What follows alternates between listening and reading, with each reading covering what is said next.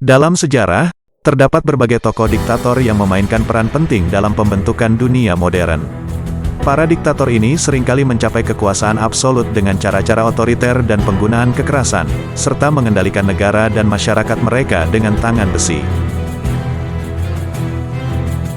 Para diktator ini seringkali menggunakan kekuasaan mereka untuk mengontrol negara dan rakyatnya secara totaliter, melalui represi politik, kekerasan, dan pengabaian terhadap hak asasi manusia. Berikut adalah beberapa deskripsi tentang beberapa diktator terkenal dalam sejarah.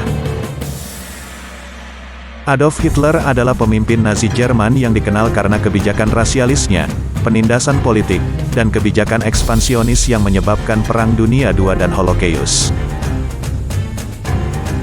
Joseph Stalin adalah pemimpin Uni Soviet yang dikenal karena kebijakan represifnya, purge politik, dan kebijakan ekonomi kolektivisasi. Jutaan orang meninggal akibat penindasan politik dan kelaparan selama masa kekuasaannya. Benito Mussolini adalah pemimpin fasis Italia yang mendirikan rezim fasis dan dikenal karena kebijakan otoriter, penindasan politik, dan imperialisme Italia. Francisco Franco adalah pemimpin fasis Spanyol yang mengambil alih kekuasaan setelah Perang Saudara Spanyol. Ia mendirikan rezim otoriter dan dikenal karena pelanggaran hak asasi manusia, penindasan politik, dan pembatasan kebebasan sipil. Kim Jong-il adalah pemimpin Korea Utara yang melanjutkan rezim otoriter yang didirikan oleh ayahnya, Kim Il-sung. Ia dikenal karena pelanggaran hak asasi manusia, pembatasan kebebasan sipil, dan program nuklir yang kontroversial. Saddam Hussein adalah pemimpin Irak yang dikenal karena kebijakan represifnya, pelanggaran hak asasi manusia, dan invasi ke Kuwait yang menyebabkan Perang Teluk.